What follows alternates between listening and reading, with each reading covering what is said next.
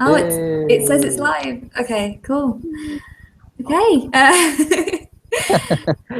Hi everyone, it's Marie and I'm with Kyle, who is in Australia, and I'm sure you already know who he is, but he has a channel and he's called This is Kyle's Life, and he's also a digital nomad and travels. So do you want to introduce yourself, Kyle?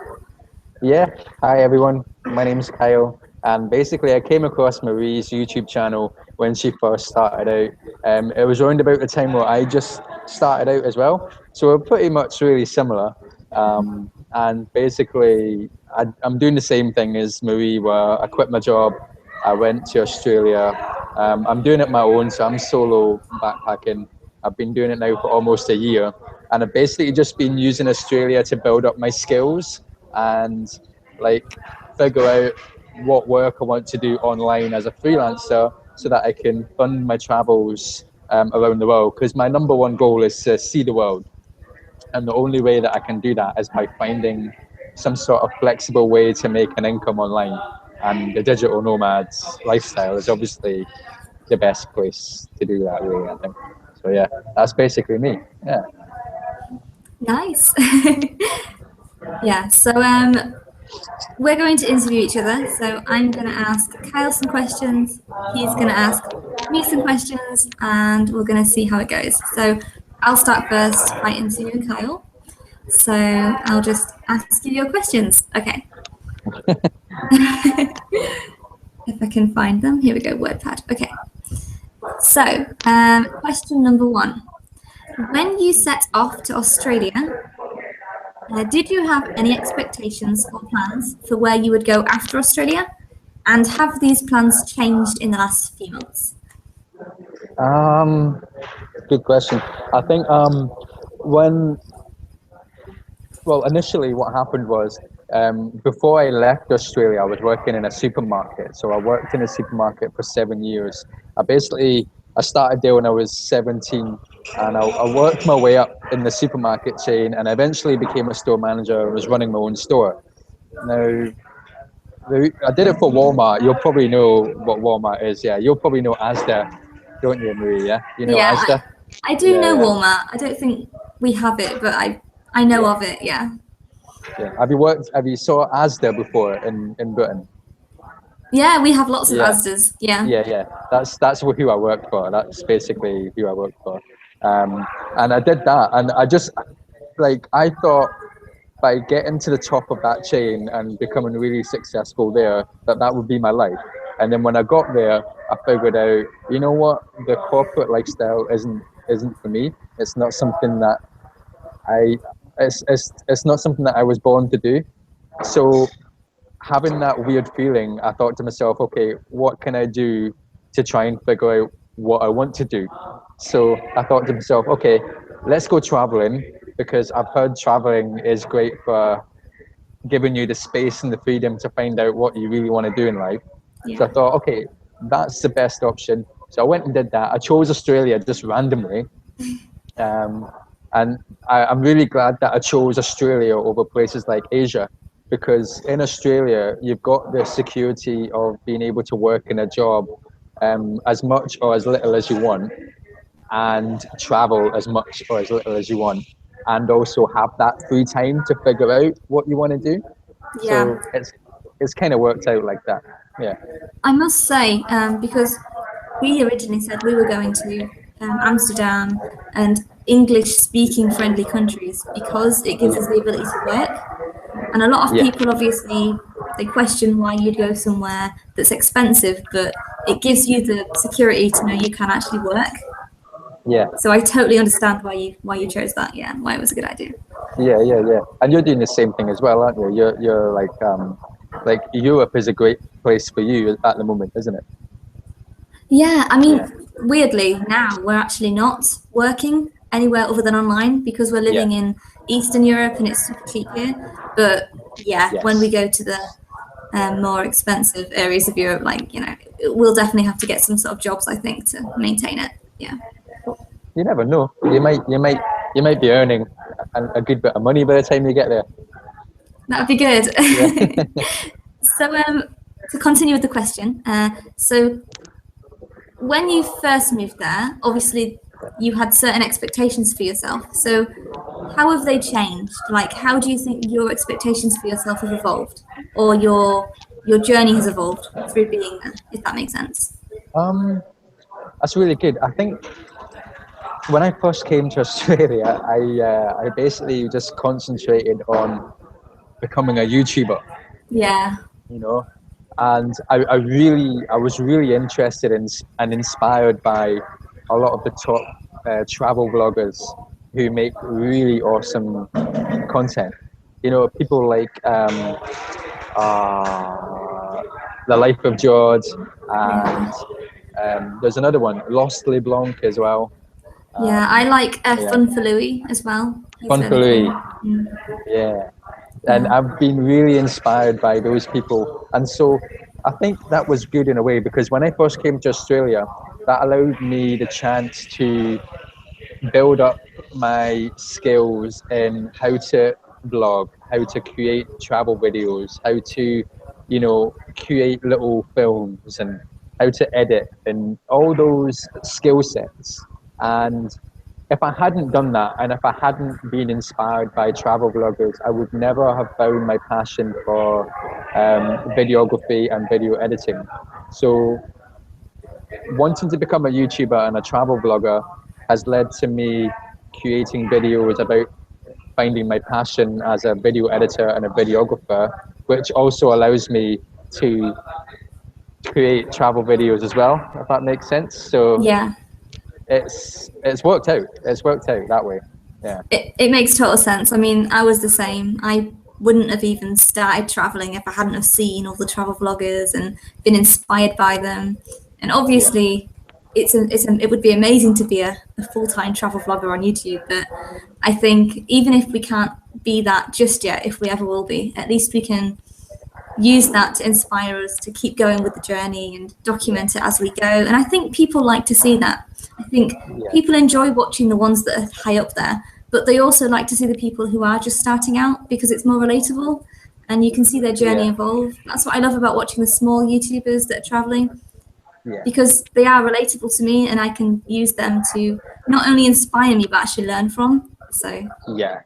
I mean, yeah, yeah, you're right. Because like um, the great thing about being a small YouTuber is that we have so much flexibility and we can choose what we want to do, you know. yeah, And I really do think that every single person has something to give, you know. And I think that's why, you know, it's great watching small YouTubers because, like, um, it's just they're growing into something that they've always meant to become, you know. yeah. And it's It's it's really, nice it's nice to see them evolve and see it happen, see it journey from the start. I love seeing that. yeah, yeah, yeah. Oh, can I just say we've got 4 viewers. Oh yeah. Woo. Hi Hello everyone. everyone. I don't know how to get a chat up, so I don't know if they're saying anything to us, but Okay. if you are, hi there. Okay, we appreciate you watching. Okay, so I'll ask you a question too now. What piece of advice could you offer someone who is thinking of going backpacking around Australia for the first time and wants to make a long-term trip without running out of money fast? Yeah, yeah. Yeah, first of all, I think you need to have some money behind you. Yeah, Don't do what I did. Basically, what I did was I decided to come to Australia, but it was more like a fast, quick decision that I made. I didn't really plan it out as such. I just went, and sometimes that can be really good. Sometimes just quitting things and going and doing things is sometimes what people need to make that change in their life. But I think it's also really good to actually do a little bit of planning beforehand in terms of your finances because you don't want to end up. I ended up broke in Sydney because I didn't watch my money coming down the east coast. So yeah, you don't want to do that because it's not nice. One of the things that I experienced being broke is that um, there's a lot of people that want to help you get out of that situation, but there's also a lot of people that don't want you to get out of that situation. And what I mean by that is, I found that the online community was the most helpful. Um, but Right. I found that the people in my everyday life in Australia weren't. Like, Oh, when I right. So when I in went what way? so when I went to the shop, for example, I couldn't buy a bottle of water, and I tried to explain to the guy, look, I've actually ran out of money. I'm trying to find a place to stay at the moment. I'm just needing a bottle of water. Is there any chance that I can pay you back when I get some money and things like that? And they were just like, no, just plain out Oh, no. Yeah, there gosh. was even trying to get on the tram as well. Trying to get on the tram, you know, the tram driver wouldn't let me get on because I didn't have the money on my Nike card and all this kind of stuff. So it's just don't get yourself in that situation. Is basically what I'm saying. So plan out your finances. Make sure that you've got at least 5,000 Australian dollars before coming, Yeah. because that's going to give you 2 months without a job. But you can always find a job really quickly in Australia. And it also depends on what your budget is as well. Obviously, the lower your budget, the longer you can stretch your $5,000. Yeah.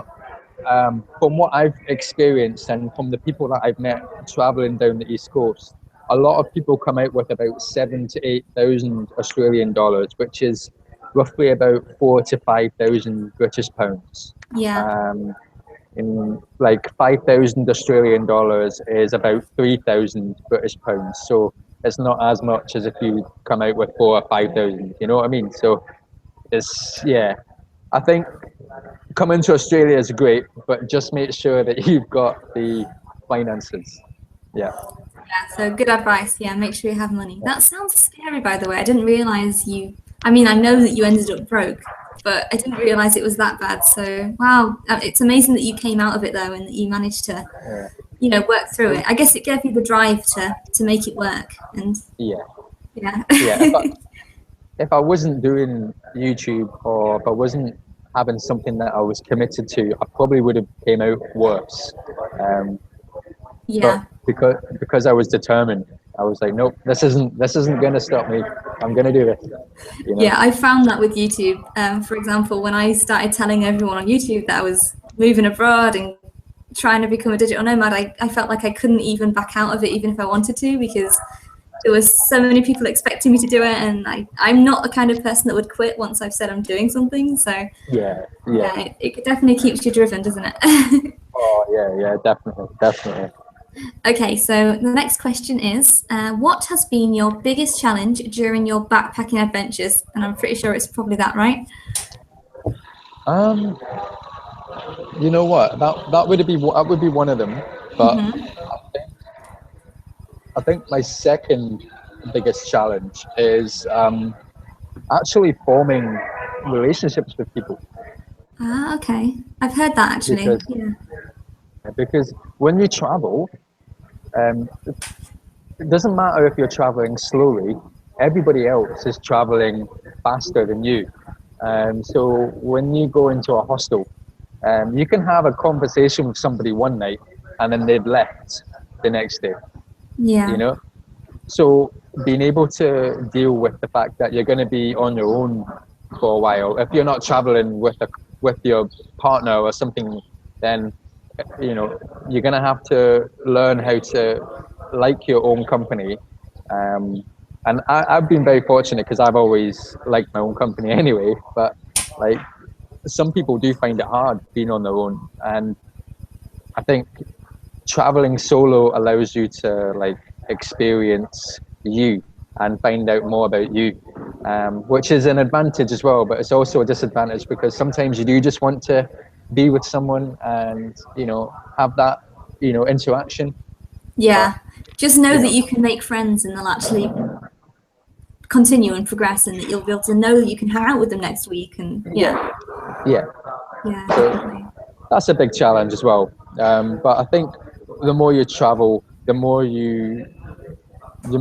better you get at communicating with people and building up relationships really quickly. You Yeah. know? which helps when people are traveling really fast. So, yeah. Yeah, that makes sense. I've heard that. Like, I don't know if you saw the interview I did with Dan. I think you did see, and he Yeah, said similar that he loved meeting people on his travels, but the fact that you just have to leave them after a few days, it's never fun. yeah, exactly. Yeah, Dan's very right. Yeah. Yeah. Okay. So, question 4. What has been your most memorable moment backpacking so far? All right. Okay. The most memorable moment. I've got two. Is that okay? Yeah. Okay. One of them is a professional one. Okay, and that's basically I when I was making my website.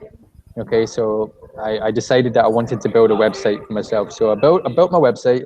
It's called thisiscowslife.com, and it's basically it took me 5 months to do because I had no idea how to make it. I had no idea what to do, what to put on it, what to write on it, all that kind of stuff. So I did that, and I just think now that I achieved my first website, that was a very big milestone for me because it really did feel like I was getting somewhere, you know. Because when you're starting out online, it's very overwhelming because, as you know, Marie, you've got like so many different things that you need to do, Yeah. and I still haven't done like my website yet. It's really embarrassing. So I no, know what no, you. but yeah, but you'll get there. I'm actually thinking about doing another website now because I've figured out my passion. So like, Good. yeah, don't rush the website because sometimes you find something else along the way that you prefer and stuff like that. But anyway, yeah, my second one is basically when I was in Magnetic Island. Okay, Magnetic Island was probably one of the best places that I've been to in Australia.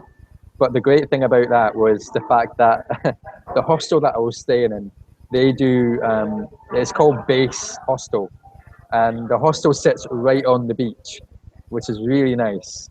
And every single night they do skinny dipping. Oh. So it was really awesome. I'd never done that before in my life, and experiencing that was like really awesome. It sounds like one of those things that you've just got to do when you go traveling, just Yeah, yeah, yeah, just one it was one of fun. those stories you'll have one day when you're like 60 and you can just tell the story of going skinny dipping at Magnetic Island. Yeah. Yeah, I definitely think that they're the best memories, just those things you don't expect and Yeah, that you share with other people and just in random yeah, locations. Yeah. yeah. Okay, and question 5 is, how long were you contemplating traveling before you decided to do it? So was it like a really long-term dream, or was it just like really impulsive? Um, I think it was a mixture of both. I think it was a longer term dream, but I procrastinated a lot and I put it off. Um, the reason why is because I was in a long term relationship before I came out traveling. So I'd been in a relationship for about 5 years.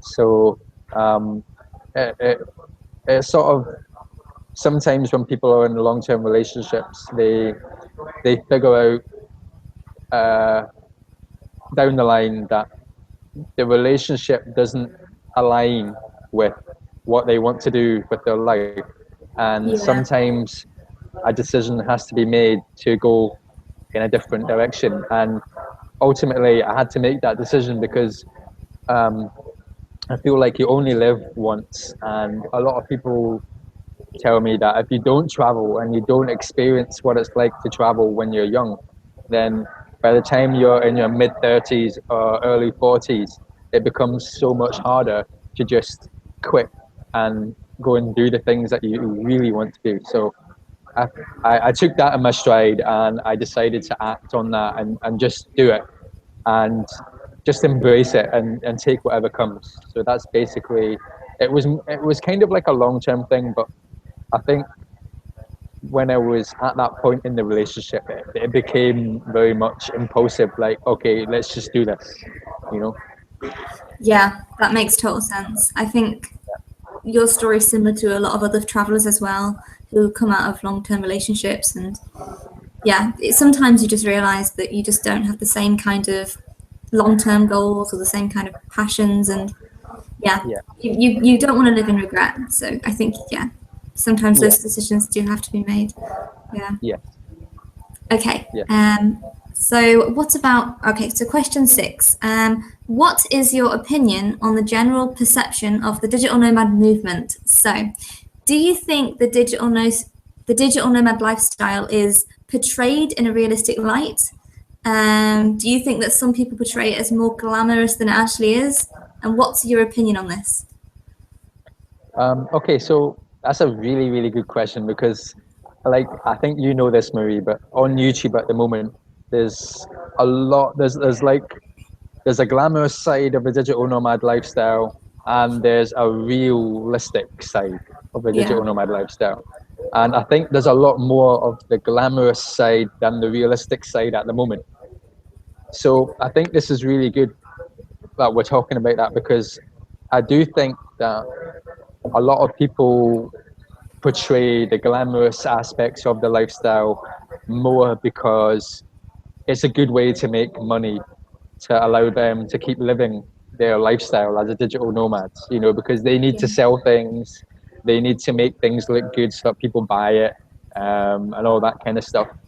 But um, on the other hand, I prefer to be realistic, and I think that's the same as you, Marie, as well. You yeah, prefer the realistic side of things, and I think that's better because I think being true to you yourself and the digital nomad lifestyle, I think is more beneficial to you long term because there's going to be so many people that are going to transfer to the digital nomad lifestyle in the coming years that people are going to want to follow the people that are being real and true and honest and actually showing you that, like showing you the steps how to do it, because you know if people can watch you and trust you and like you, and want to watch you, then I think that's great because you're going to be able to collaborate with them and build relationships. And I think, you know, if you're trying to do anything in life, I think being honest and building good quality relationships is the best way to go about anything that you want to do, you know. yeah. So I think you agree with that as well. As I think I you're, totally yeah, agree. Yeah, I mean, I don't dislike, the digital nomads who glamorize their lives, and I see it more as entertainment videos. They're there to entertain people and give people a good video, let them see a fun life. But I always like to see it in the way that I want my videos to be the kind of videos I'd have wanted to see when I was starting out. So I just look back to December when I first quit my job and I was there struggling to find online work.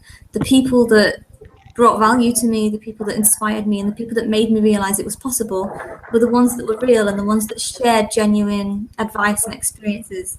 I yeah, mean, I enjoyed watching, people living a great life and travel vlogs, but those videos made me think that it wasn't a realistic goal for me. Seeing the yeah, YouTubers that were being honest and sharing tips on how to get work, tips on how to travel for cheap, and all these different things, they were the ones that made me realize I could do it. And I'd like to be able to help other people realize that they can do it. So for yeah, me, being honest and sharing the struggles as well as the ups and the downs is what I want to do, because I think I just want people to see videos that I would want to see myself, if that yeah, makes sense. yeah. That's Yeah.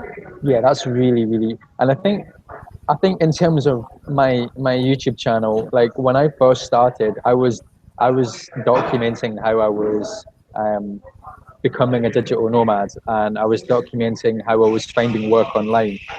But then, as time progressed, like I I started to feel like, okay, I've quit my job as a manager in a supermarket, but now what I'm doing is I'm going on to Upwork and I'm applying for more corporate jobs.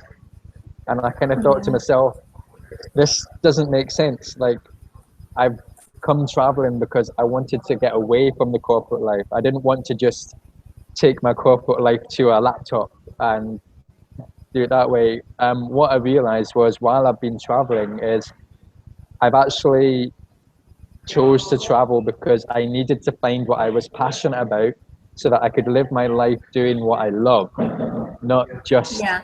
taking a job because it's there or just because it's online or whatever. I think there's a fine difference. Definitely. I think your channel, though, is a real example of somebody literally leaving the corporate world and finding their passion. Like, if someone asked me to show an example of a channel, I'd link them to you because I've seen it I've seen it evolve. I've seen you leave your, your corporate job and try to find work, kind of like me, trying to find work or not work. I was the same. I was just applying for any old job that I didn't even enjoy just because I needed money. And, Yeah. you know, I realized myself that I couldn't keep doing that I needed to find my passion, which is why I'm teaching and finding my passion while I do that. But I think it's just been amazing to see you evolve, to see you go from that to actually uploading, your your films, and just it's just really good to see how you have changed, and I can genuinely see that you've developed a passion through this. And I think if it shows people anything, it's that to find your passion, sometimes you do need to just quit and go traveling and see what Yeah. happens. Don't try too hard, just let it happen, if that makes sense. Yeah. Yeah, I try not to take it too seriously either because I think, I just see it as a bit of fun. I see it as something that is gonna, like, I don't want to achieve it all now. My philosophy is peak when you're 50. You know, so it takes the pressure off straight away. Like, you don't have to have your dream now. You can have it when you turn 50. You know, and what that does is it allows you the freedom to create things and to experiment and to just go and do what it is that you want to do and find that very thing that is your dream. And then, by the time you're 50, you've got it. And then you've got the next 40 years of being able to live that lifestyle. You know what I mean? But it's not just the next 40 years. You've actually been living that lifestyle for the past 30 because you've been working your way towards that. So it just takes a lot of creative stress off you, if that makes sense, by, putting the target to 50 years old. I like that approach, actually. Yeah, I think I'm gonna keep that in mind Yeah, because I put a lot of pressure on myself, so that's good to think about. yeah. I just Yeah, take it and really, really easy and really slowly. Yeah. yeah, I think that's such a good philosophy to have. I mean, Andy's quite similar. He's very laid back and chilled, and I'm the one that stresses out, and I'm like, oh, I haven't hit this goal yet, and but I was supposed to do this 2 weeks ago, and I haven't done it yet. And so yeah, I'm gonna try and start taking on that mindset. Thank you. It's a good attitude. Okay, so I think on to 7. Have you? Let me see. Okay. You have mentioned you have business ideas, such as writing an ebook and other things. So, would you like to talk more about these ideas for the future, and give us some insight into what we'll see from you in the future? Yeah. So when I first started YouTube, my focus was getting better with a camera. So I've got a Canon 1200D. It's a bridge camera, and the focus was to learn how to use the camera, um, get really good at it, and then from there I branched out into building a website, and then I did think about doing ebooks and things like that, but I'm a little bit like stubborn. So when it comes to ebooks and creating things like that, I just find that it's very oversaturated. Like, everybody's creating ebooks, everybody's Yeah. selling ebooks. So I just feel like I'm going down a path that's already carved, and it doesn't really match with who I am. I'm more of a person that goes down the pathway that isn't carved. You know what I mean? Yep. I Or totally understand. or or I go down the pathway that not very many people go down, if that makes sense. So for the things that you guys can expect in the future is things like so I'm going to be obviously becoming a freelance video editor. So basically, you can expect things like how to become a freelance video editor in terms of like a membership course, something that is going to allow me to earn an income, but provide people with training and a course really to allow them to become a freelance video editor. Um, I'm also thinking about doing the same thing in filmmaking as well. So allowing people to learn how to make films for travel related purposes. And then, basically I want people who are interested in traveling the world and earning an income online to be able to do that. So I want to be able to give them my skills as well. So stuff like a membership course is something that I'm thinking about. And a website where I can put resources and things like that as well for video editing and freelancing and all that kind of stuff. So I've got lots of things on my mind, and I think the website and the membership course are two of the things that are probably going to happen first. That sounds good, actually. And also, you could even do like real life courses too, like I don't know, like a boot camp in Australia for 5 days, or in the future, like people do that, like retreats, and there's lots of film festivals and things. I'm sure you could get involved and do speaking at film festivals. Some public speaking, talking about how you got into it, and then maybe run an hour course, or like every day for like a week, an hour or something. There's definitely market in that, even to do, it doesn't all have to be online. It can be in real life too, if that makes sense, on a freelance basis. I think there's a lot of value in that. People like to actually learn from someone in person as well. I think I could see you doing that. That'd be really cool. I think when you mentioned there that you can do it offline, I think that's a really valuable thing that you just said, because as you know, Marie, I've just created a portfolio of work for video editing on my YouTube channel, and none of that was done online.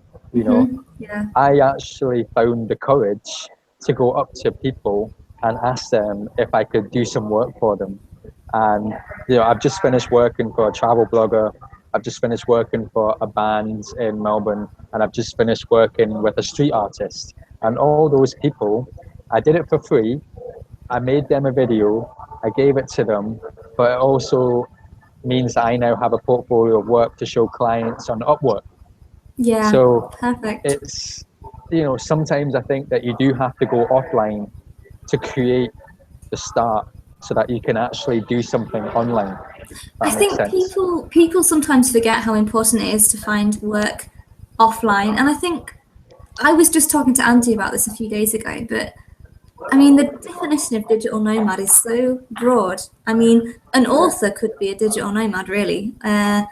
Anyone who works freelance could be a digital nomad, right? I mean, if you're working outside of if you're working on a freelance basis and you have no ties anywhere, and you could be a digital nomad. I mean, I was thinking about this the other day. Authors and directors and musicians, they all could be the definition of a digital nomad. I mean, a lot of their work is digital, and they do it for people in real life, but it's also online.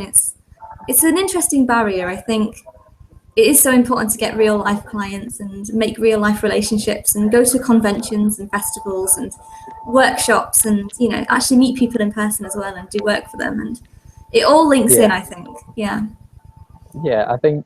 I think a lot of people get stuck in with the idea that a digital nomad is somebody who works online selling ebooks or something, whereas a digital nomad, there's no right or wrong way to do it. Basically, if you're able to make a living through the internet, that is a digital nomad. It's not any more complicated than that. You can do anything. You can sell ebooks. You can sell a course. You can sell a film, a DVD. You can do anything. It's just, you could even find clients online and then go to them in person and do work for them. You're still finding the work online. You're probably still being paid via PayPal. It's all still, it's very broad. I think when you open your mind up to that, it makes you realize what the possibilities are, and I think it actually helps you progress in a career that's sustainable in the long term. Yeah, yeah, that is really true. Awesome. Okay, and next question is, what does your family think about your digital nomad lifestyle? Yeah, that's an interesting one. That I think, especially when you first start out. Okay, so when when you go up to your your parents or your aunties and uncles and you say, "Hey, I'm going to become a digital nomad." They're like, this is the face that they make. They turn from this to what? Like, what's that? Yeah, and like they just don't understand what a digital nomad is, because at the end of the day, the digital nomad movement has only been around for, I don't know, probably not any longer than 20 years anyway. But it's still in its early phase. So there's still not many people that know that this lifestyle exists. So, Yeah. you know, eh, like my parents' generation and my family's generation, they were all based in one area with one job, and they were taught that they had to keep that job until they were 80, and then that's their life. Um, when we go to them and we say we work online and we earn an income through an online source, they just don't get it. They just think, what, that you can't do that. That's not how to live, you know.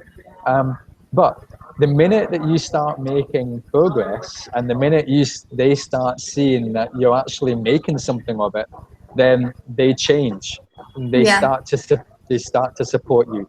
But I think you have to get through that initial period of people thinking that you're crazy, you know, to and just go and do it, get some results, and as soon as you start getting those results, people start warming up to the idea and to what you're Yeah. doing. And I think also just kind of explaining to them, like what we were saying earlier, what a digital nomad actually is, and that Yeah, it doesn't just have to be someone selling something online, but that they could know digital nomads and not even know it in some ways. You know, the way you earn the money online is no different to how an accountant earns their money. So I think it's good to kind of explain it to them that way, kind of make it relatable to what they know, if that makes sense.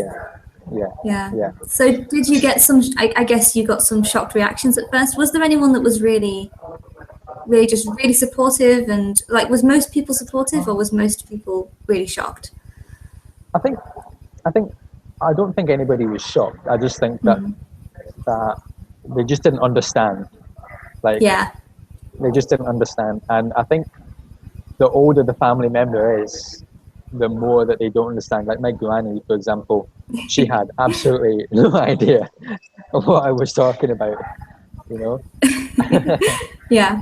And she still doesn't. But the rest of my family, they've warmed up to it, you know. Yeah. So yeah, I guess they see your videos, right? So they, yeah, yeah, yeah. it's good. And question 9. Question 9 is, so through watching your journey, I see that you've really evolved and changed as a nomad. So what big changes have you seen in yourself? And do you think this is shaping your future? Yeah, I think I have changed in terms of what type of digital nomad that I want to be. I think I've realized that it wasn't to be the same digital nomad as everyone else is choosing to be. Like, everyone else that I see is basically just trying to build an ebook or something to sell. Whereas my journey's been about, okay, leaving a corporate job and actually finding out what you're passionate about and doing something that you truly love, that is something that you were meant to be, you know. Yeah. And I think a filmmaker and a video editor is something that comes natural to me, and I've been lucky enough to build up those skills over the past year traveling. Now, I'm not a professional. I'm not a professional at it. I've still got a long, long, long way to go. But I think it's just nice and comforting to know that I don't feel this stress of, okay, what do I want to do? What do I need to do? Where do I fit in? All that kind of stuff. I now feel at ease because I know that the things that I'm doing and the things that I'm creating are matching what I'm passionate about. And for as long as I'm passionate and as long as I'm happy about what I'm doing, then I don't think I'm going to change that. And that's really nice to know. It's really nice to know. Yeah. It's good. Yeah, it's really good to know. It's good to hear that kind of, just to hear that you've seen yourself change in that way. I think a lot of people need to realize that, you know. Okay, and the last question is, where would you like to see yourself in 5 years' time? Oh, 5 years' time. I say that, and you're saying that you're not trying to think too far ahead, so probably not the best question. No, I think it is a good question though. I think having that long-term goal is really good because it keeps you kind of like focused. Yeah.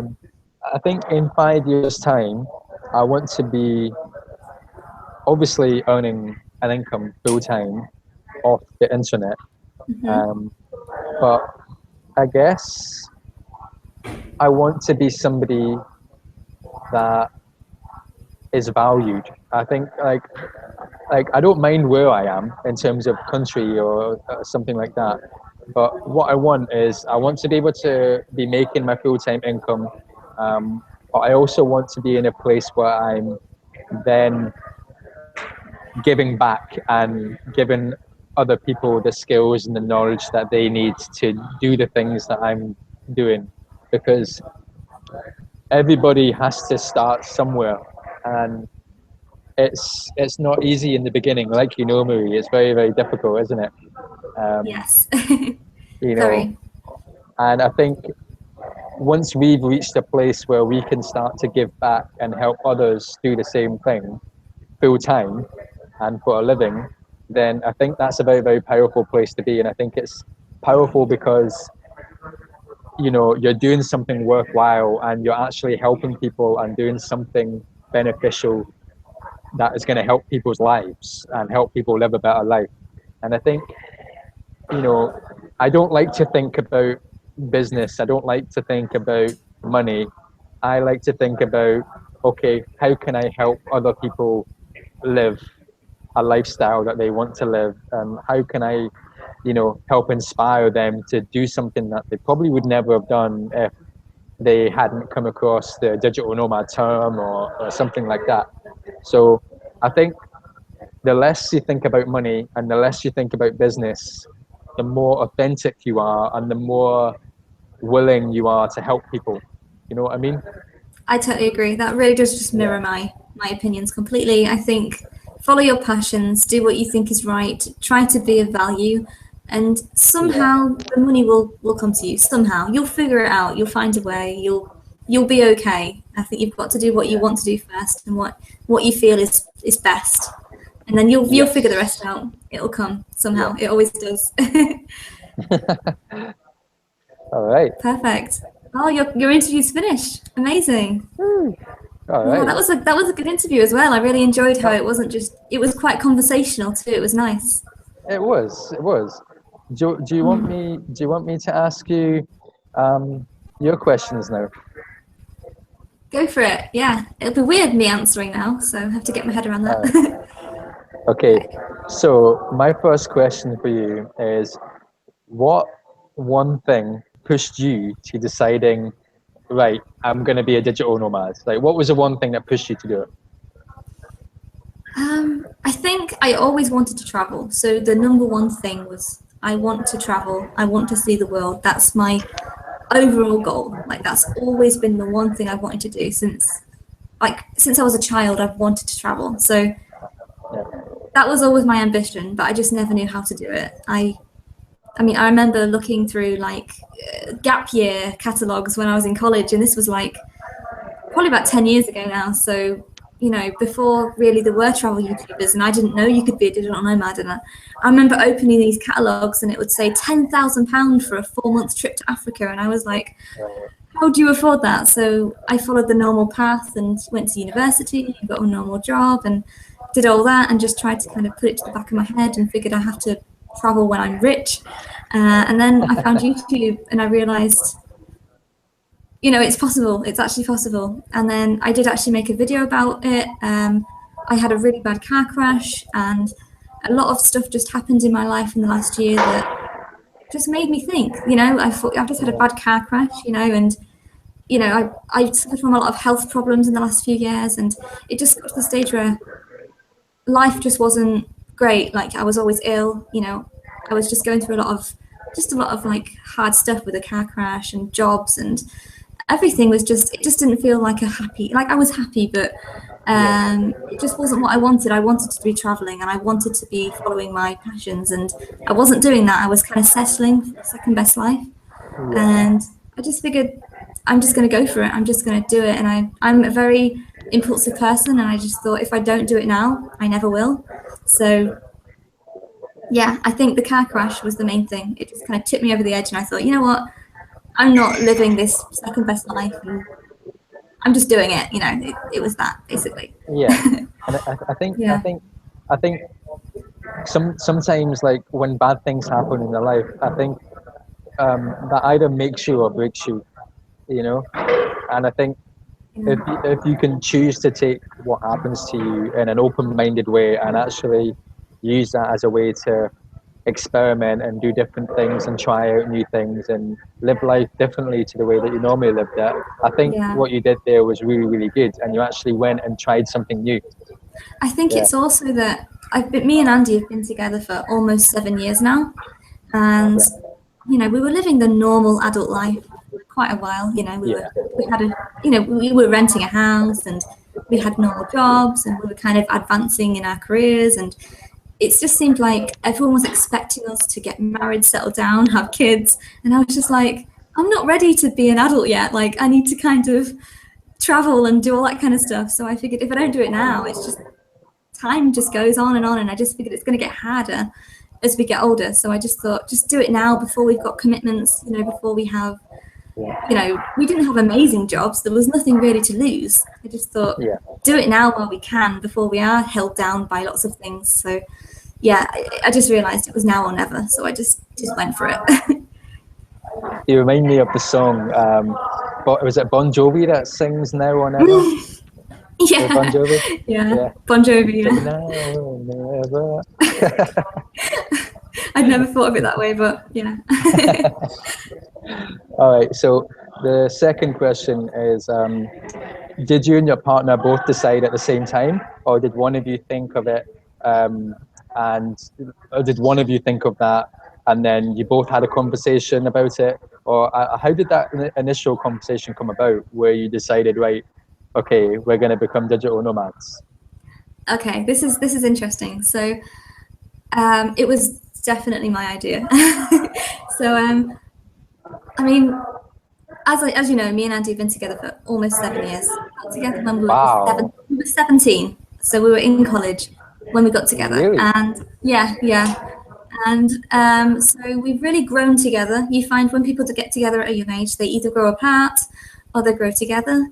And I mean, when I went to university, I said to Andy, you know, I'm going to university. It was 5 hours away from our hometown. He came straight with me. You know, he decided that he didn't want to lose the relationship, so he moved to uni with me. So we've always had a strong commitment to each other. And he always knew that I wanted to travel. Like, it was always a dream of mine. I said to him, you know, I want to go traveling, but I always put it aside, thinking it wasn't possible. And then it got to the stage where, I think a couple of years ago, I said to him, you know, we really want to travel. Like, we need to find a way to travel. So we decided to set a goal to save about £20,000 and just go on a gap year, and just travel full time for a year. That was what we kind of planned. And the thing with Andy is, before he met me, traveling was never a passion of his. And I think that's something that's developed now. And now he's like really passionate about traveling, and he really wants to travel and see the world now. It's a huge thing for him. But before, it just wasn't. He didn't really think of traveling. No one in his family had gone traveling, so it never really came to mind for him. So I think I encouraged him to think about travel, and he knew how determined I was. So we both decided together to go traveling, but we didn't decide to be digital nomads until a bit later.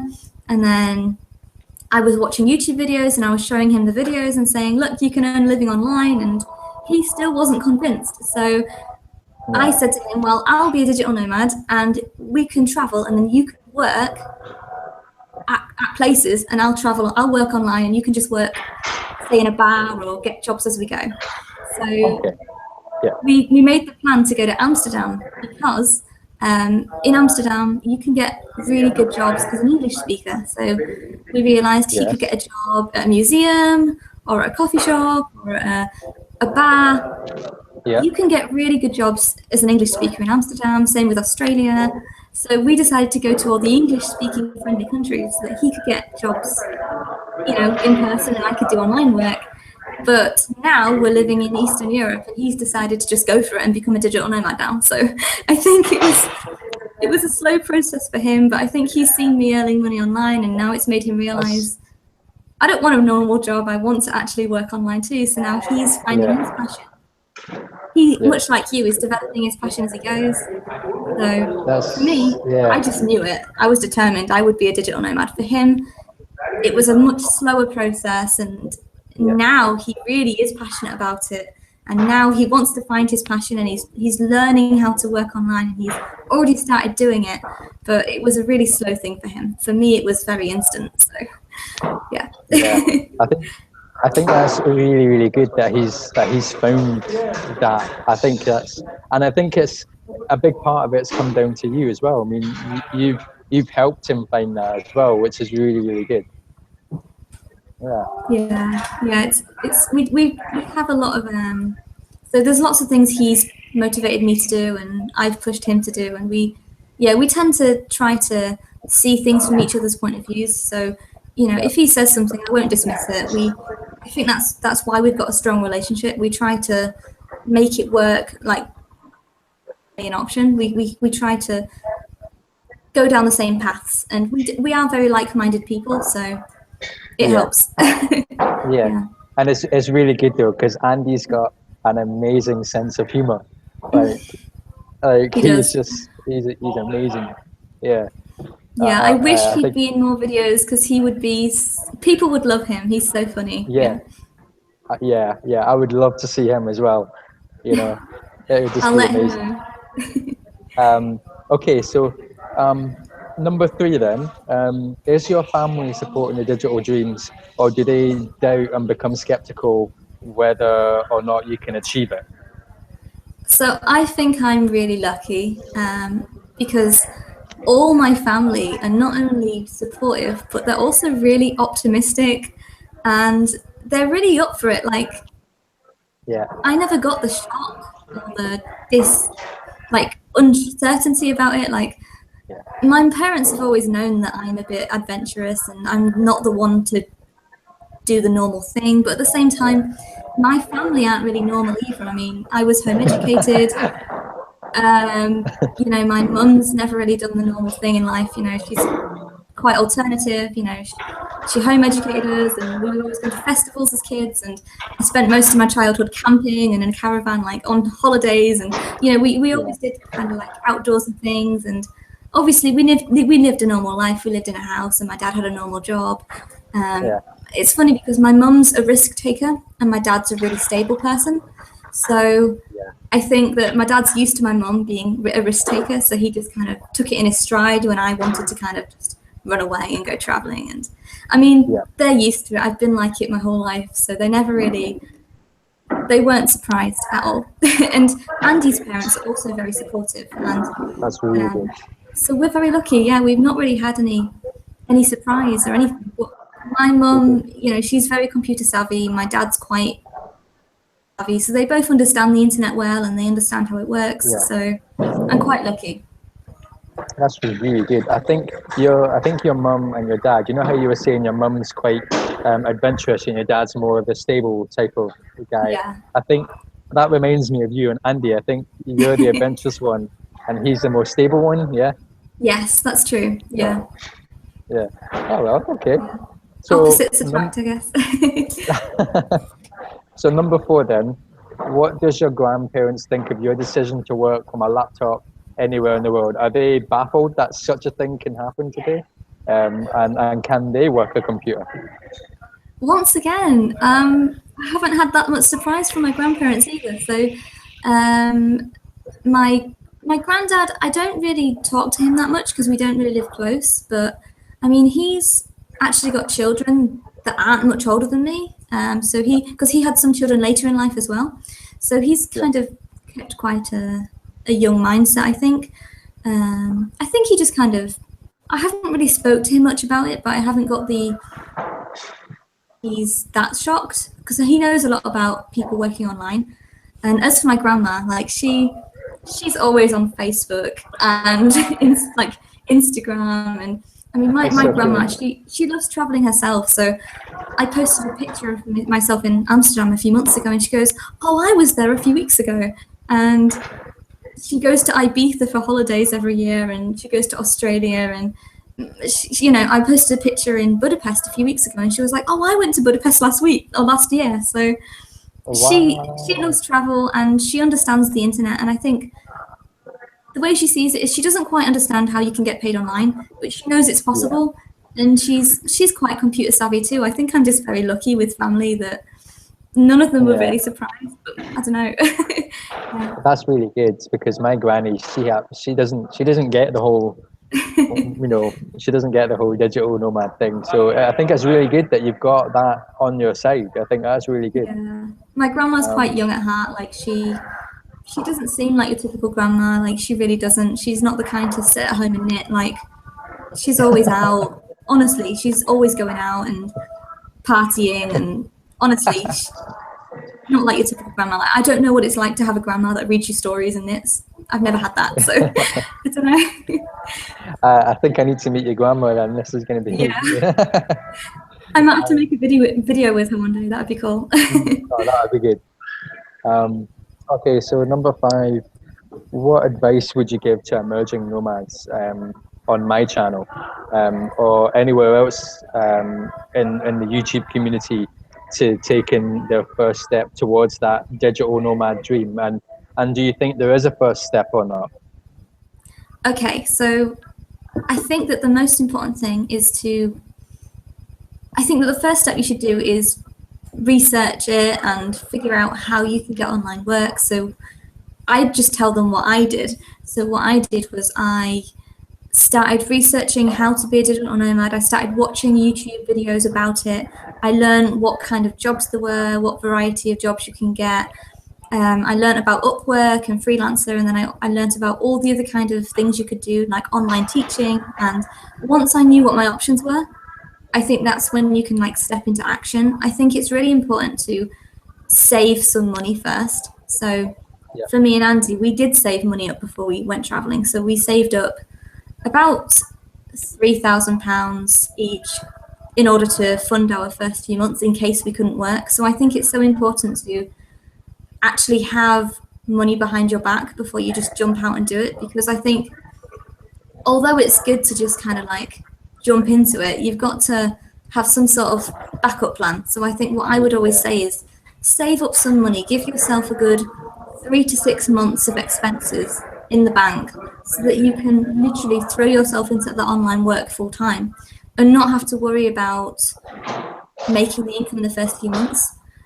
For example, I think that working part-time as a digital nomad and working full-time, I think you're going to get less results because you're just not able to put in the time and effort. I think it's so much smarter to save a bit of money so that you can live off your savings for a bit, and then you can really focus on your freelance career full swing, and then you can make it a full-time job. I mean, that's just how I did it. I think I would never have been able to work as a nomad if I hadn't have had a bit of money in the savings. savings initially to live off until I got the. And now I don't even use my savings account. I live off my income, and I keep the savings there for a backup plan for Australia, or for for if something went incredibly wrong and I lost my income or something. But I think you need some sort of backup money so that you can live off that while you're going full swing into the online work, if that makes sense. Yeah, that makes a lot of sense. Yeah, and that's really good advice as well. Okay, so there's a YouTuber that I watch. Her name is Sarah Nurse. She did similar. So her and her husband, they are actually digital nomads, but they don't really classify themselves as digital nomads. So what they did was they saved up, I think, between $40,000 and $60,000. So they worked full time, and they saved up a lot of money, like 40,000. And then they quit their jobs and they lived off their £40,000 while they were working on their YouTube career and their businesses. And because they had that money to live off for like a whole year, they didn't have to worry about work. So they could put every single day, every single piece of effort into their online careers, and they didn't have to worry about anything because they already had the money in the bank to support them. That's really good. That's really good. And that's such a good thing. I mean, not everyone can save that much money. I couldn't, but to have something. Yeah, neither could I. I think that's really good though. I think having some stability is better than nothing. And that's really good. Let's see if I've got another question for you. Okay, my last question then is, what's your plans for 2017, and when do you think you'll be coming to Australia? Okay, so honestly, I don't have any plans anymore. So all I know is that I want to travel Europe for 1 year. And for 1 year? I don't really want to, so I want to do 1 year in Europe. At least that's the plan, but we might change it. I don't know. I'm really not setting any plans in terms of locations. So in terms of digital nomad goals, I want to be earning a solid online income. So I want to have found a way to earn income online on a freelance basis, and I want to find out what I want to actually do. So I haven't figured out what my passion is yet. I haven't figured out what I want to do. All I know is that I'm teaching online as an English teacher, and although I love that, it's not a full-time career. So, it's not a long-term sustainable thing. I want something that's my own business, my own career. So that's something I need to work on. So that's the next year or two is going to be focused on finding out what I want to do and getting it going. As for locations, sorry, continue. Sorry. What kind of like rough ideas do you have in your mind in terms of the types of business that you want to create? I really don't know. I mean, I spent 3 years at university thinking I wanted to be a theatre designer, and I worked in that field for so long. After leaving it, I don't really even know who I am, because I realised that what I studied and trained in for so many years is no longer what I want to do. So now I am really pretty lost. But all I know is that I want to, like you, be of value. So I would like to help people with their journey, advise people. And I think I'd really like to get into public speaking and maybe, motivational speaking. I love that kind of thing. I love That's really good, yeah. Organising events. So maybe be an event organizer. I actually I created and helped run a festival last summer for kids, and I loved doing that. I really loved it. I'm a very organised person, so I don't know, maybe get into event organising, or I don't know, public speaking at festivals and events and that kind of thing. But really, I don't know. I'm still really unsure. So like you, I'm not taking the typical route. Yeah. So yeah. I think it's really good though, because you've got that little seed, you've got that little kind of like, you just need to keep going in that direction, and eventually, something will come up that you find that you could do for a very long time, Yeah, but who knows? I might change my mind again in 10 years. So you never know. I don't know. Yeah. In terms of Australia, though, I'd like to be in Australia within the next year. So after Europe, I'd like to go to Australia, mostly because I don't want to run out of money in my savings account, and I'm scared that if I leave it any later, I'm not going to have the limit that gets me there. So I'd like to get there before we kind of. I'd like to get there soonish, within the next year, definitely. Yeah. So. Yeah, because it's very expensive. Yeah, that's what's putting us off right now, because I know if we go there, we're not gonna be able to do what we're doing right now, which is earn a very low income online. And so I know in Australia we'll have to get other jobs. So I'm hoping to wait until our income online is more consistent and things are going better, and then we can go to Australia hopefully and be digital nomads there. But yeah, we'll see. But that's the plan. That's really good. Yeah. I actually have more questions from you for me in my thing, but okay. I don't know if you're missing them though. I got here that you gave me 10. Maybe you're on a. Oh yeah, they're on, they're on a different page. Oh. Here we go. Okay.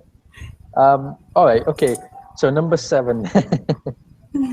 by this time next year, where do you want to be, or what do you want to have achieved? Okay. Kind of similar to what I said a minute ago. I just want to have found out what I want to do, and I want to have progressed in that direction somehow. I'd like to online income, not worrying about money each month. And I would like to be able to have the freedom to travel anywhere I want without worrying too much. So I would like to just be able to go to another country and not stress about being able to find work.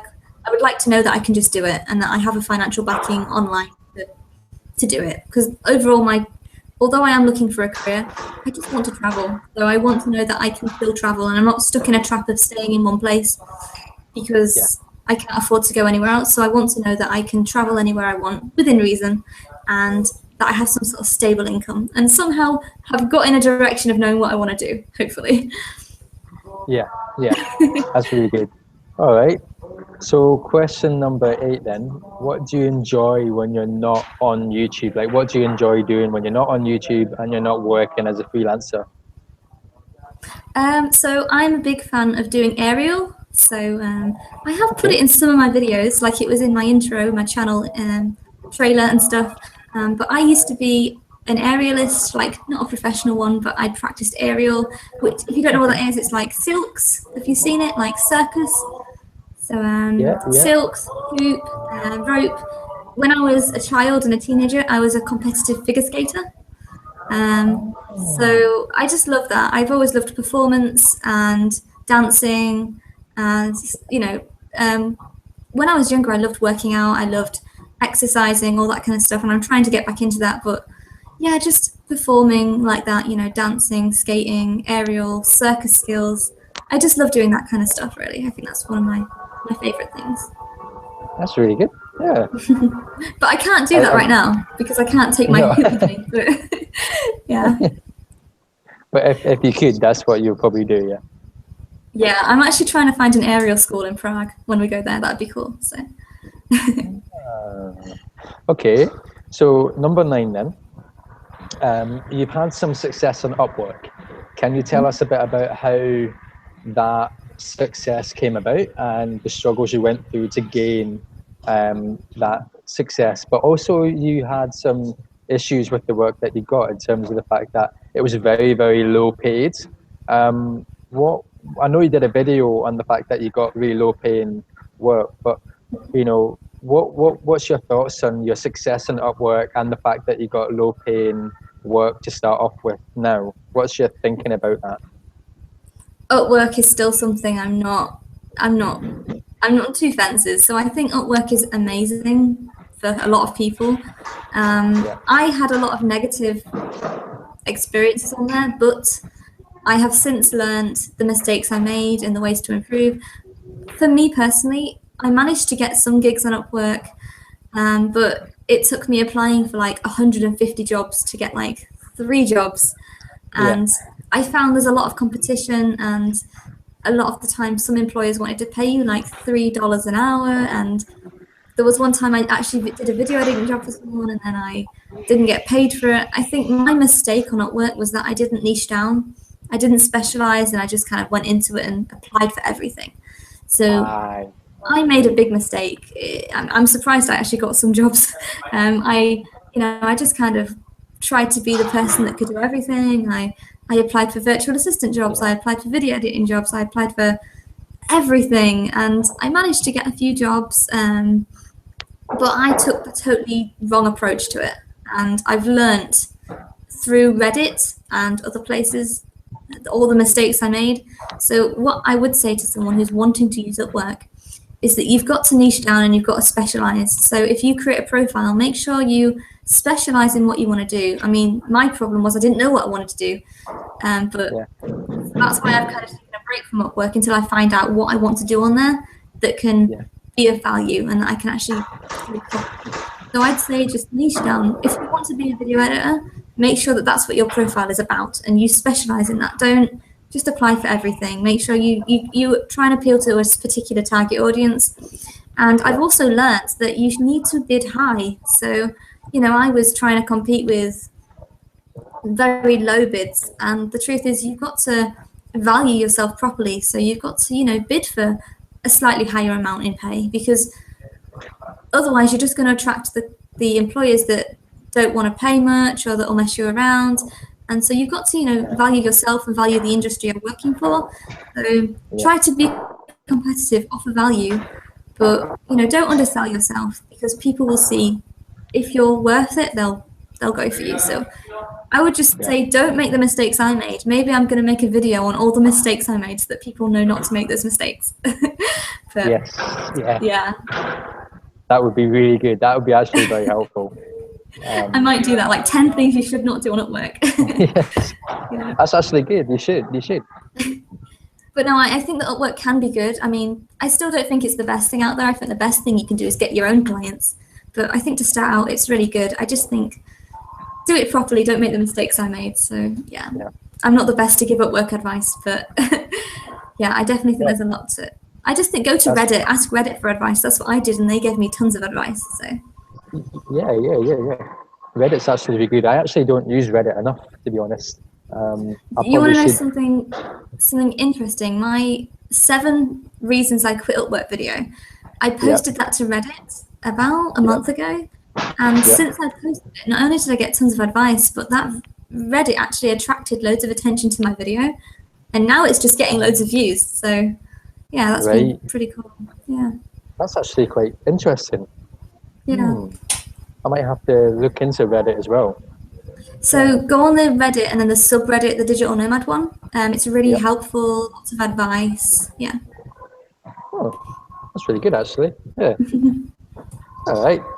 So the last one then, number 10, and it's actually the last one this time.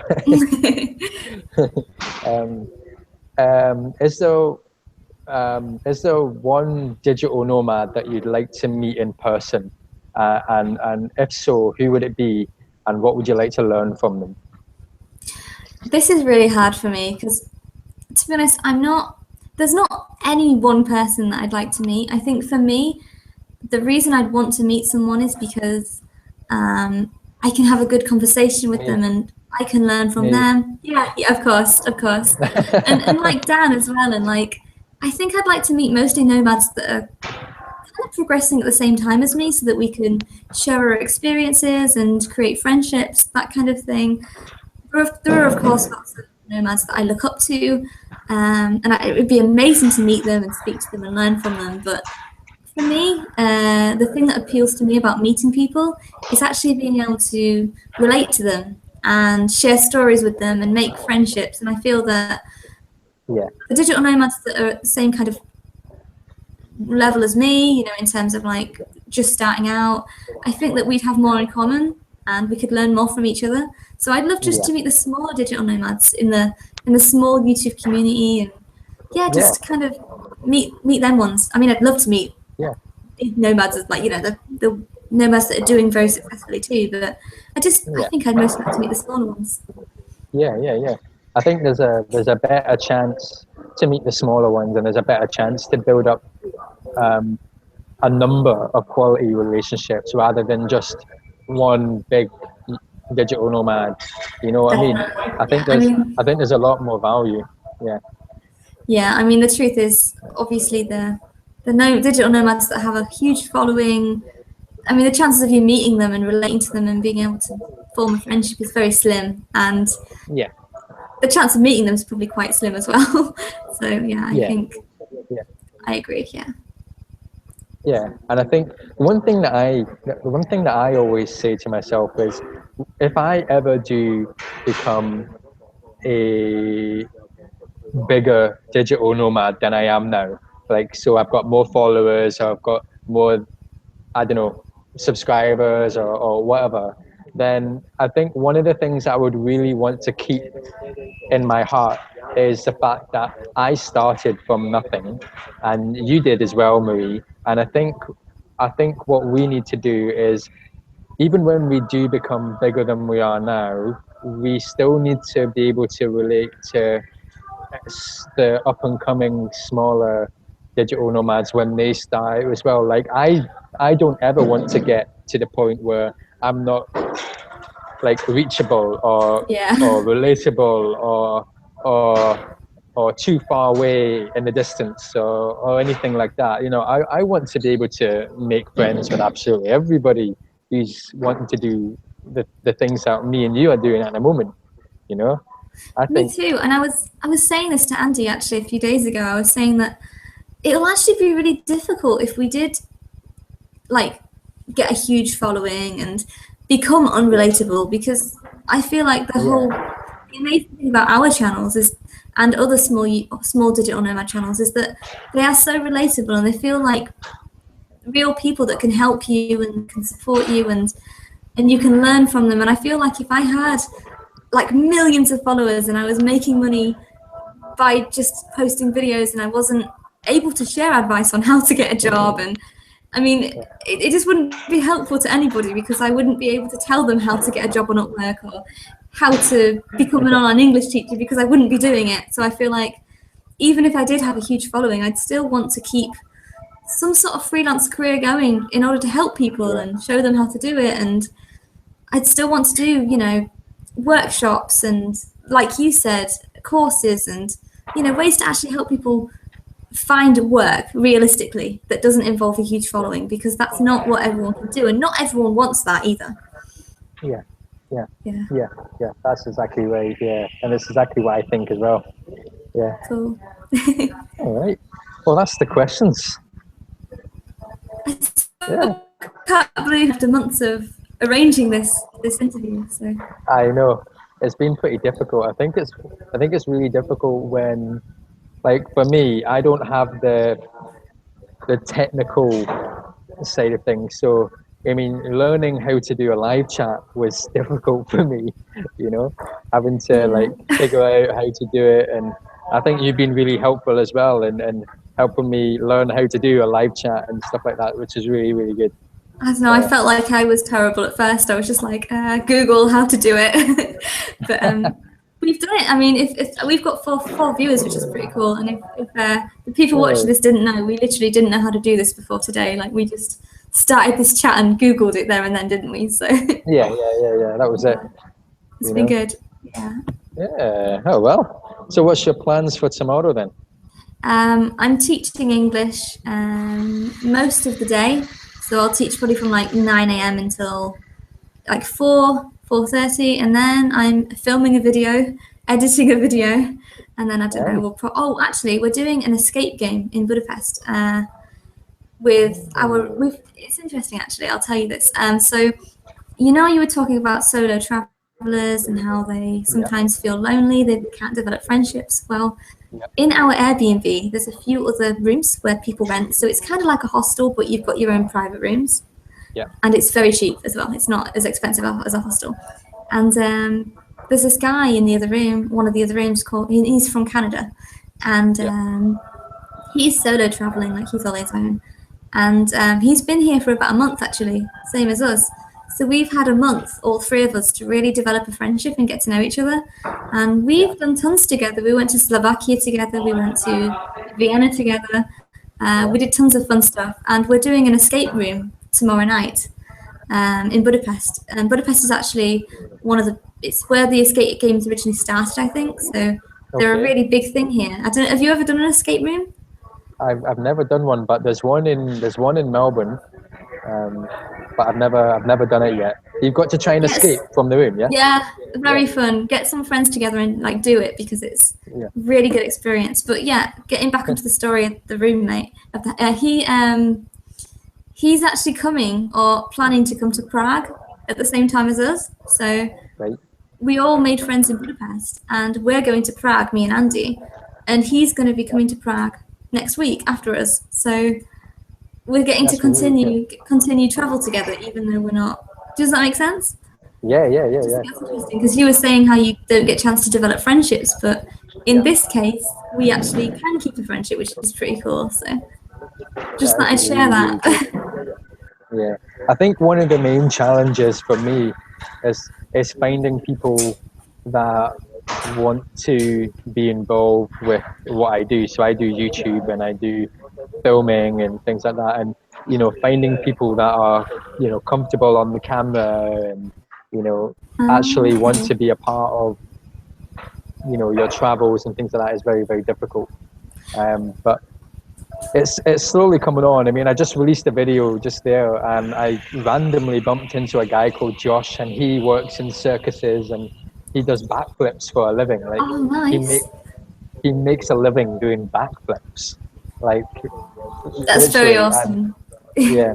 So I do a little interview with him, and then after the interview, I tell people how I edit videos for travel bloggers, because I just edited a video for etramping.com. They're travel bloggers, and they've just come back from the Maldives, and I basically just started editing them. But I met them in this very cafe.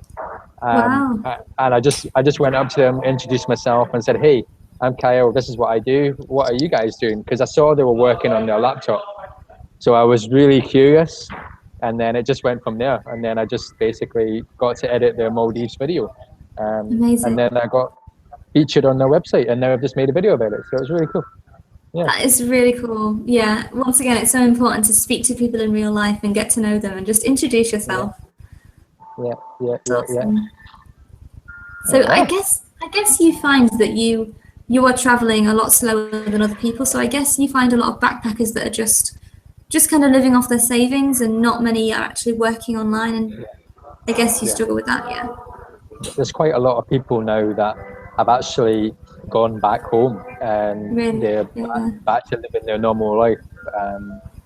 And a part of me is thinking it depends what you want to do with your life. I mean, I really do think that there's a lot of people out there that don't really have an idea of what it is that they truly want to do, and they're just going along with the flow. And there's nothing wrong with that. I mean, absolutely nothing wrong with any of that. It's just, I just think if people can spend a little bit of time getting to know themselves a bit better, and what it is that they truly like, then it can be to their advantage. Yeah, definitely. I think a lot of people just struggle with the idea of never going home or always traveling. I think it's a risk, because you can justify it by saying, oh, it's just a gap year, it's just a year, it's not forever, it's justifiable to your friends, to your family, and to yourself. It doesn't feel like a big risk. But if you, like me and Andy, sell your car and give up all your furniture and just give up everything for this, I mean, the idea of going back is just, I couldn't even imagine going back. So this really is a lifestyle for us. It's not just a gap year or a trip. But yeah, we've also come across a lot of people that they do it for just a short amount of time, which is amazing. I think that's what I wanted to do at first. But most people don't want to do it forever as a lifestyle like we do. So it's hard to meet people that are similar, actually. Yeah, I think it's really good as well. But obviously the downside to what we're doing is, we have to travel slower. And I think you just released a video about the realities of life as a digital nomad, and like I can totally get where you're coming from, because most of the time it's spent either working or filming or doing something that relates to, advancing you being able to earn some money. And Yeah. I think sometimes it's very difficult to just stop and just actually go and enjoy the place that you're in, you know? I totally agree. I mean, we've been in Yeah, Budapest for 7 weeks, and some days I haven't even left the room. I've just been inside working all day. And yeah, I find that it's a difficult balance. I was talking about this in my recent Digital Nomad update video, how it's so hard to balance travel and work, because you yeah, find when you see all the sights every day, you feel guilty because you're not working enough and you're not making yeah, the money. But then you sat inside working all day and you're like, why am I inside all day when I'm in this amazing city? And yeah, it's like, it's so hard to find that balance. And I just yeah, think I've got to get my head around the fact that this is a life, and some days I am just going to work all day and I'm not going to be a tourist. But it also gives me the opportunity to be flexible with my days. I mean, we went to Vienna about a week and a half ago, and every second that I was there, I was so grateful that I could be there and I didn't have to book it off with my manager. I didn't have to hand in a holiday form. I didn't have to, yeah, I could just choose to do that, even if it was just one day that whole week. And if I was working for 6 days straight and had yeah, one day to just do what I wanted, the fact that I had that choice, and I would never have that opportunity if I was just back home working full time. It was just, it's realities like that that keep me going, that make me realize it isn't about being a tourist. It's about the freedom to create a lifestyle that will give me ultimate freedom in the future, if that makes sense. yeah, yeah, yeah. And Yeah, that's what it's all about, isn't it? it is, yeah, definitely. I Yeah, think, I think it's more fun. I'd rather travel slowly anyway. I think get to know the place yeah, and yeah. I think it's really good as well. Being the slower that you travel, the more that you can actually take in, and I think what a lot of people miss when they travel is they miss what it feels like to be a local. And I think yes, the fact that me and you are traveling really slowly, we actually get a glimpse into what it's like to be a local in the place that we're in, you know? definitely. Yeah, I mean, we've Yeah, already found all the local shops and just yeah, the places we like to go in the evening just to relax. And yeah, we've seen the local dog at the park that we see every single Sunday. And you know what I mean? It's just, yeah, it yeah, does feel like we live there. It's funny because my mum came down to visit last week. She came for a few days, and I was showing her Budapest, and it was funny how easily you quickly take for granted where you are because you've been there so long. And yeah, I was just kind of walking down the Danube, which is a beautiful, beautiful river, and the hills of Buda on one side. And my mum was like, "This place is amazing," and I was like, "It is amazing. It's just I've been here so long that I'm taking it for granted now." So yes, you know, I mean, that's kind of what it gets like when you slow travel. But I think it's a nice thing because you feel at yeah, home there. Does that make sense? yeah, yeah, yeah. You actually, you develop a whole new level of appreciation for the place that you're in, don't you? You do. Yeah, I think Yeah, that's, I think, I think everybody should be able to experience that once in their life. Like, yeah, yeah. I Oh totally well. agree. Yeah. So, yeah, this is the questions. That was it. Yeah, it's done. So, and we've still got What? 2 viewers Oh, that's really cool. I sticking around. think, yeah, thank you. I think, yeah, one thing before we go is that what I've found is when I film, what I do is I film one day, okay, and then the second day I go into the cafe and I edit and I do the social media stuff, and then the sometimes I'm not, I don't have enough time that day to upload the video, so I'll upload the video on the third day. But on the third day I'm back to filming again, so I'll film, and then I'll on the fourth day I'll go back to the cafe and I'll edit that one, and then I'll try and upload that one. But if not, on the fifth day I'll upload it and I'll film. So it's just kind of like film, cafe, film, cafe, film, cafe, if you like. Ah, so you've got kind of a bit of a routine going. That's Yeah. cool. I Yeah, I like find that. I find that I work better with some sort of routine as well. Yeah.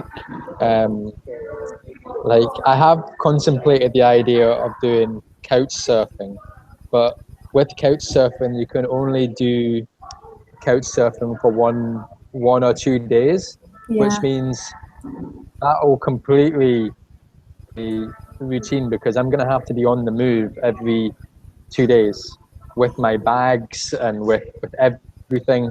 And I think when you're trying to build some sort of income online, you need some sort of stability and routine.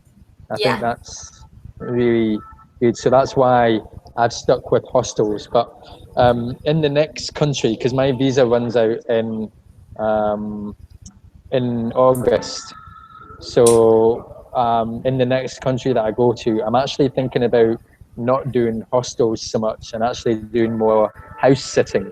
Yes. Um, and I don't know, for those of you that don't know what house sitting is, it's basically somebody who needs you to look after their house while the house owner is on holiday. Um, you'll just have to do things like look after their pets or something while they're away. And they can be away for a week to a year. You know, it just depends on how long they're away for. And you get to use their house, you get to use their Wi-Fi, you get to stay there for free, you get to do all those kind of things. And it's really, really interesting because that's the next level of stability that you need, because not only do you get to stay in a place for free, but you get quality Wi-Fi as well, which Yeah. is amazing. So I think that's what I want to try out in the next country. I'm not going to I'm not going to say what country I'm going to next. Okay. Um, I'm going to keep that as a little bit of a surprise. But I think it'll be interesting. I think the next country is all about building that income Yeah. online, whereas Australia has been more about building the skills that I'm going to need to transfer those into an income. I think it's so important. I think it's important that you did Australia first because although it's not the perfect thing to do for digital nomads when they're first starting out in terms of cost, but I think it's Yeah, pushed you to find a passion. I think if you had it too easy and you yeah, were just in a very cheap place, you may not have felt that drive to develop a yeah, passion like you have. I think you've developed a real passion and you've had that drive to find your passion because of the struggles you've had.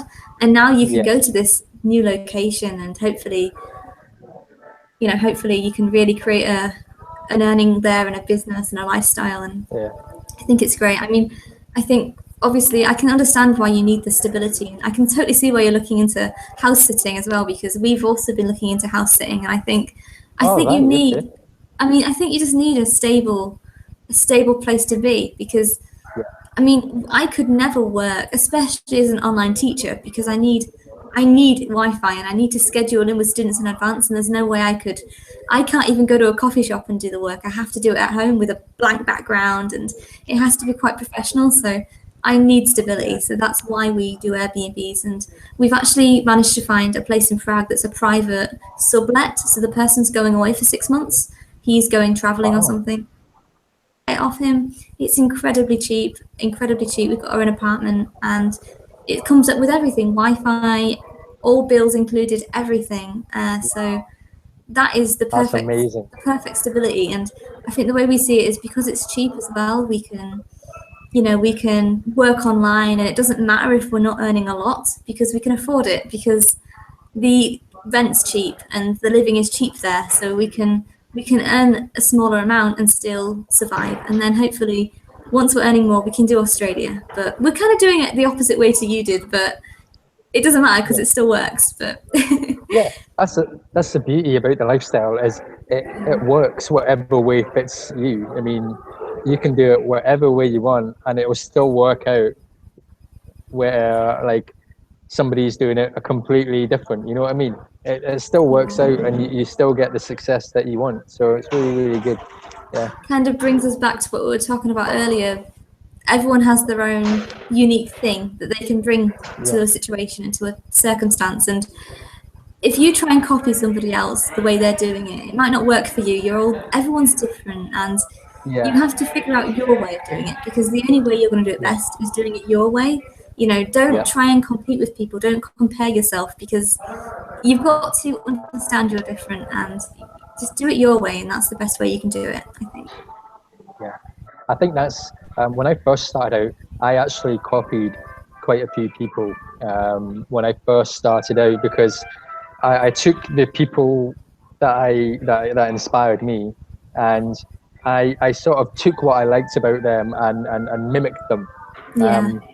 But I think if I hadn't have done that, I wouldn't have been able to develop into where I am now, you know. So I think it's really good that if you're inspired by somebody, take the bits that you like about them and actually do copy them, copy them, but do it in a way that, you know, you're not like disrespecting them, if you like, but you're actually, you know, taking it in your stride, and you're using it to develop the skills that can develop or bring out your unique self, so that in the future, when you do come to create your own content, you're actually creating original content, you know. I totally agree. I mean, I think everyone takes bits of inspiration from others and uses it to guide them and help. Yeah, I totally agree. I'm the same. I mean, there's so many people that I've looked up to and taken bits from them and really tried to create that myself, but also trying to do it in my own way. But I was the same when I first started YouTube and everything. And even when I just first started online work, I didn't know what I was doing. So I copied off what a lot of people said they did. You know, I tried the Upwork thing, and a lot of my YouTube videos when I first started out were all over the place. I didn't know who I was or what my style was. I didn't even start off as a digital nomad YouTuber. I had videos about everything. I didn't know what I wanted to do, so I just kind of tried everything, and eventually I found out where my kind of niche was. Do you want to know? Do you want to know what my first YouTube channel was? Oh, go on then. I actually, did singing. Oh, really? Yeah, and I can't sing. Okay, I also had old YouTube channels as well. So. Oh, did you? Yeah. So I've been doing YouTube for years. When I was about 14, 15, I had a YouTube channel. It was like a figure skating YouTube. So you know how I said I was a figure skater? I had a figure skating YouTube channel, and I actually had about 800 subscribers, and this was like a long time ago. I was like a teenager, so this was before you could get paid on YouTube.